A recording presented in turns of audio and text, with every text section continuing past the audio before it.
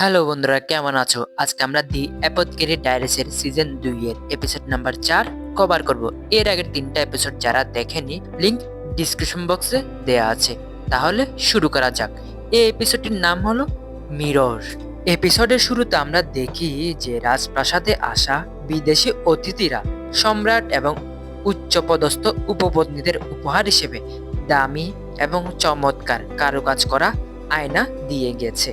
মাও এই আয়নাগুলোর নিখুঁত গঠন দেখে বেশ অবাক হয়। এরপরে মাস্টার জিন্সের সহকারী গাওসুন মাওয়ের কাছে একটি অদ্ভুত ধাঁধা বা সমস্যা নিয়ে আসে।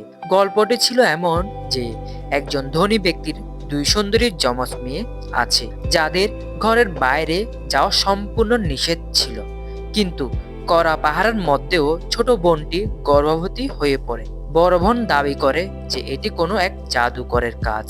মাও তখন তার তীক্ষ্ণ বুদ্ধি দিয়ে বের করে ফেলে যে এখানে কোনো জাদু নেই, বরং আসলে বড় বোনটি ছোট বোনের জায়গায় থেকে পাহারা দিয়েছিল, আর ছোট বোনটি তার প্রেমিকের সাথে দেখা করতে গিয়েছিল। তারা যমজ হওয়ায় এবং একে অপরের মতো সেজে থাকায় কেউ তাদের পার্থক্য বুঝতে পারেনি। এরপরে বিদেশি অতিথিরা তাদের পূর্বপুরুষদের কাছ থেকে শোনা এক সুন্দরী মহিলার খোঁজ করে, যিনি 50 বছর আগে প্রাসাদে নাচত।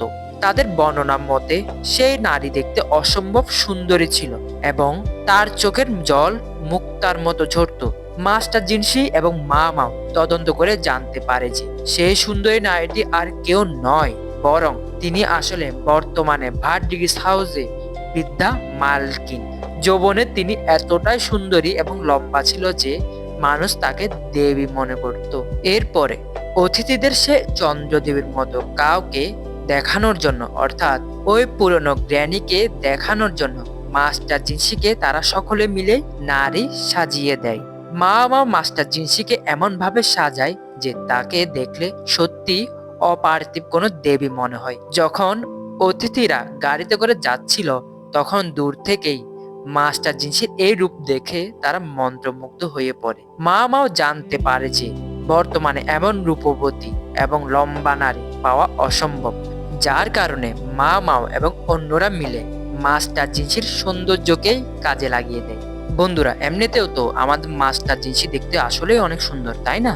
এরপরে বলতে গেলে মূলত এই এপিসোডটি এগুলি দেখানো হয়েছে যে কিভাবে মাও তার বুদ্ধি দিয়ে যমজ বোনের রহস্য সমাধান করে এবং কিভাবে মাস্টার জিনসির রূপের ছটা দিয়ে বিদেশি অতিথিদের সন্তুষ্ট করে। আর এখানেই এপিসোডটির সমাপ্তি ঘটে। বন্ধুরা, এপিসোডটি কেমন লেগেছে অবশ্যই কমেন্ট করে জানাবে, আর যদি ভিডিওটি ভালো লেগে থাকে অবশ্যই একটি লাইক করবে। ততদিন এই চ্যানেলটিকে সাবস্ক্রাইব করে এই চ্যানেলটির সাথে রাখতে হবে। আপাততের জন্য গুড বাই।